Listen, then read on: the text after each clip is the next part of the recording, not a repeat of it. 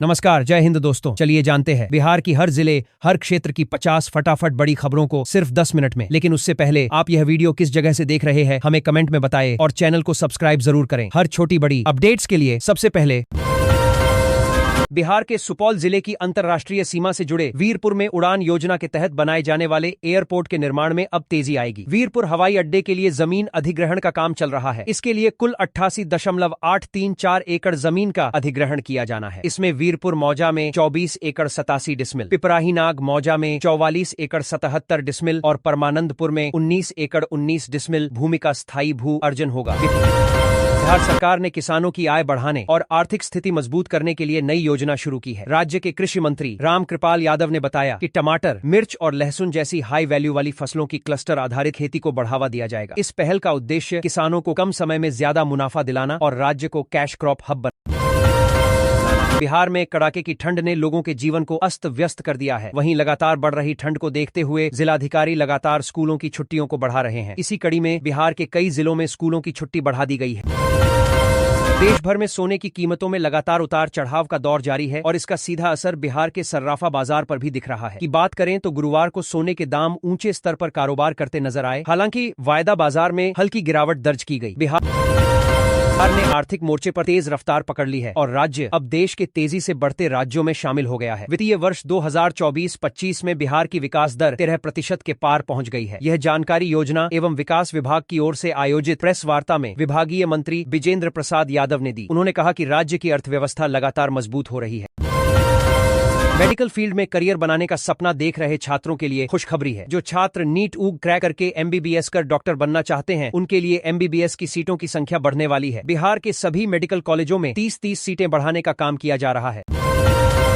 बिहार की राजनीति में फिर से एक बार लालू प्रसाद यादव की संपत्ति और जमीनों की जांच को लेकर बहस जोर पकड़े हुए है। हाल ही में डिप्टी मुख्यमंत्री विजय कुमार सिन्हा ने इस मुद्दे पर मीडिया से बातचीत में स्पष्ट रूप से कहा है कि अगर औपचारिक आवेदन मिलता है तो सरकार लालू प्रसाद की संपत्ति जांच कर सकती है। बिहार में शहरी प्रशासन को दुरुस्त करने के लिए सरकार ने बड़ा एक्शन प्लान तैयार किया है। उप मुख्यमंत्री सह नगर विकास एवं आवास विभाग के मंत्री विजय कुमार सिन्हा ने राज्य के सभी 264 नगर निकायों में सक्रिय माफियाओं पर नकेल कसने के निर्देश दिए हैं। बिहार के मुख्यमंत्री नीतीश कुमार से जुड़े विवाद के बाद सुर्खियों में आई डॉक्टर नुसरत परवीन ने आखिरकार 23 दिनों के अंतराल के बाद अपनी सरकारी नौकरी ज्वाइन कर ली है। नुसरत परवीन ने सिविल सर्जन कार्यालय में रिपोर्ट करने के बजाय सीधे संबंधित विभाग में पहुंचकर अपनी ज्वाइनिंग पूरी की। बिहार के पंचायत स्तर पर बड़े पैमाने पर ग्रामीण अस्पताल, भवनों, हेल्थ एंड वेलनेस सेंटर के निर्माण का शुरू हो गया है। बिहार के 23 जिलों के विभिन्न विधानसभा क्षेत्रों में मरीजों को अब उनकी पंचायत में ही गर्भवती महिलाओं की जांच, प्रसव पूर्व देखभाल और सुरक्षित प्रसव की सेवा मिलेगी। बिहार संस्कृत शिक्षा बोर्ड ने वर्ष 2025 के परीक्षार्थियों के लिए एक बड़ी और ऐतिहासिक पहल की है। बोर्ड की नई योजना के तहत अब मध्यमा परीक्षा में बेहतर प्रदर्शन करने वाले छात्रों को प्रोत्साहन राशि दी जाएगी। इसकी जानकारी देते हुए बताया कि फर्स्ट क्लास से पास करने वाले सभी परीक्षार्थियों को 10,000 रुपये की प्रोत्साहन राशि दी जाएगी। ठंड के मौसम में बच्चों की सेहत को ध्यान में रखते हुए बिहार सरकार ने सरकारी विद्यालयों में पढ़ने वाले छात्रों के लिए बड़ा कदम उठाया है। जनवरी और फरवरी महीने में अब बच्चों को मध्याह्न भोजन के साथ अंडा और मौसमी फल भी उपलब्ध कराए जाएंगे ताकि सर्दी के मौसम में उन्हें पोषण की अतिरिक्त ऊर्जा मिल सके। बिहार में सेमीकंडक्टर की फैक्ट्री लगेगी। राज्य सरकार ने इसकी कार्य योजना तैयार की है। उद्योग विभाग फैक्ट्री के लिए स्थल चयन पर काम प्रारंभ करेगा। फैक्ट्री लगाने के लिए राज्य सरकार की ओर से केंद्र को प्रस्ताव भेजने की तैयारी है। रोहतास जिले में अब तक धान की खरीद मात्र 26% हुई है। किसानों से धान खरीदने में पैक्स अध्यक्ष जानबूझकर देरी कर रहे हैं और समय से भुगतान भी नहीं किया जा रहा। मुंबई क्राइम ब्रांच ने यूपी के 2 लुटेरों को मुजफ्फरपुर से गिरफ्तार किया है। आरोपियों के पास से 20 लाख से अधिक की लूटी ज्वेलरी जब्त की गई है। घटना नवी मुंबई के संगम गोल्ड ज्वेलर्स में हुई थी। शिक्षा मंत्री सुनील कुमार ने कहा कि आने वाले समय में शिक्षक बहाली की प्रक्रिया को और तेज किया जाएगा ताकि विद्यालयों में शिक्षकों की कमी को जल्द दूर किया जा सके। उन्होंने भी और भी कई मुद्दों पर बातचीत की। आइए जानते हैं। बिहार विद्यालय परीक्षा समिति ने डीएलएड संयुक्त प्रवेश परीक्षा 2026 के लिए ऑनलाइन आवेदन की अंतिम तिथि बढ़ा दी है। यह फैसला उन अभ्यर्थियों को राहत देने के लिए लिया गया है जो पहले निर्धारित समय सीमा में आवेदन या परीक्षा शुल्क जमा नहीं कर पाए थे। पटना सिटी स्थित तख्त श्री हरमंदिर साहिब में सिखों के 10वें गुरु श्री गुरु गोविंद सिंह जी महाराज के 359वें प्रकाश पर्व का दूसरा दिन श्रद्धा, भक्ति और सेवा भाव के साथ मनाया गया। इस अवसर पर देश विदेश से बड़ी संख्या में श्रद्धालु पटना साहिब पहुंचे। श्रद्धालुओं की सुविधा को ध्यान में रखते हुए तख्त साहिब प्रबंधन, विभिन्न गुरुद्वारों और बिहार सरकार की ओर से व्यापक इंतजाम किए गए हैं। भीषण ठंड की वजह से लोगों का घर से निकलना मुश्किल हो रहा है। आलम यह है कि राजधानी पटना में 9 दिनों से भगवान भास्कर नहीं दिखे हैं। धूप नहीं मिलने की वजह से लोग घर और घर के बाहर आग का सेवन करने पर मजबूर हैं।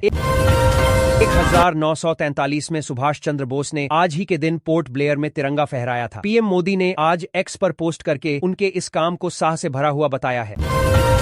30 दिसंबर 2025 को सेंसेक्स और निफ्टी में नरमी दिखी। जाने फाई निकासी, आरबीआई की एनबीएफसी रिपोर्ट और आज के टॉप गेनर्स लूजर्स की पूरी जानकारी।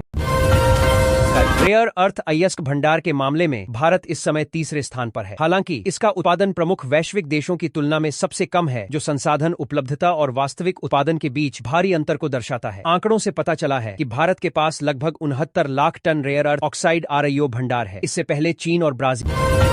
दरभंगा जिले के रानीपुर पासवान टोला के पास स्थित कबाड़ी दुकान में देर रात अचानक आग लग गई, जिससे इलाके में अफरा तफरी मच गई। दुकान में बड़ी मात्रा में प्लास्टिक और ज्वलनशील सामान होने के कारण आग तेजी से फैल गई।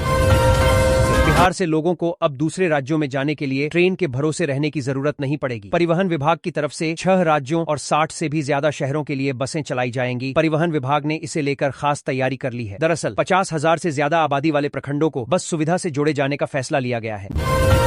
नए साल की दस्तक के साथ ही बिहार में अपराध की दुनिया में खलबली मच गई है। मगध से लेकर कोसी तक, शाहाबाद से पटना तक जिन नामों से इलाके कांपते थे, अब वही नाम पुलिस की हिट लिस्ट में सबसे ऊपर दर्ज हो चुके हैं। बिहार पुलिस मुख्यालय और बिहार स्पेशल टास्क फोर्स ने मिलकर राज्य के टॉप 10 और हर जिले के टॉप 10 कुख्यात अपराधियों की पुख्ता लिस्ट तैयार कर ली है। साफ संदेश है, इस बार न कोई रियायत न कोई ढील। बिहार के सुपौल जिले की अंतर्राष्ट्रीय सीमा से जुड़े वीरपुर में उड़ान योजना के तहत बनाए जाने वाले एयरपोर्ट के निर्माण में अब तेजी आएगी। वीरपुर हवाई अड्डे के लिए जमीन अधिग्रहण का काम चल रहा है। इसके लिए कुल 88.834 एकड़ जमीन का अधिग्रहण किया जाना है। इसमें वीरपुर मौजा में 24 एकड़ 87 डिसमिल, पिपराहीनाग मौजा में 44 एकड़ 77 डिसमिल और परमानंदपुर में 19 एकड़ 19 डिसमिल भूमि का स्थायी भू अर्जन होगा। बिहार सरकार ने किसानों की आय बढ़ाने और आर्थिक स्थिति मजबूत करने के लिए नई योजना शुरू की है। राज्य के कृषि मंत्री रामकृपाल यादव ने बताया कि टमाटर, मिर्च और लहसुन जैसी हाई वैल्यू वाली फसलों की क्लस्टर आधारित खेती को बढ़ावा दिया जाएगा। इस पहल का उद्देश्य किसानों को कम समय में ज्यादा मुनाफा दिलाना और राज्य को कैश क्रॉप हब बनाना है। बिहार में कड़ाके की ठंड ने लोगों के जीवन को अस्त व्यस्त कर दिया है। वहीं लगातार बढ़ रही ठंड को देखते हुए जिलाधिकारी लगातार स्कूलों की छुट्टियों को बढ़ा रहे हैं। इसी कड़ी में बिहार के कई जिलों में स्कूलों की छुट्टी बढ़ा दी गई है। देश भर में सोने की कीमतों में लगातार उतार चढ़ाव का दौर जारी है और इसका सीधा असर बिहार के सर्राफा बाजार पर भी दिख रहा है। की बात करें तो गुरुवार को सोने के दाम ऊंचे स्तर पर कारोबार करते नजर आए। हालांकि वायदा बाजार में हल्की गिरावट दर्ज की गई। बिहार ने आर्थिक मोर्चे पर तेज रफ्तार पकड़ ली है और राज्य अब देश के तेजी से बढ़ते राज्यों में शामिल हो गया है। वित्तीय वर्ष 2024-25 में बिहार की विकास दर 13% के पार पहुंच गई है। यह जानकारी योजना एवं विकास विभाग की ओर से आयोजित प्रेस वार्ता में विभागीय मंत्री विजेंद्र प्रसाद यादव ने दी। उन्होंने कहा कि राज्य की अर्थव्यवस्था लगातार मजबूत हो रही है। मेडिकल फील्ड में करियर बनाने का सपना देख रहे छात्रों के लिए खुशखबरी है। जो छात्र नीट ऊग क्रैक करके एमबीबीएस कर डॉक्टर बनना चाहते हैं, उनके लिए एमबीबीएस की सीटों की संख्या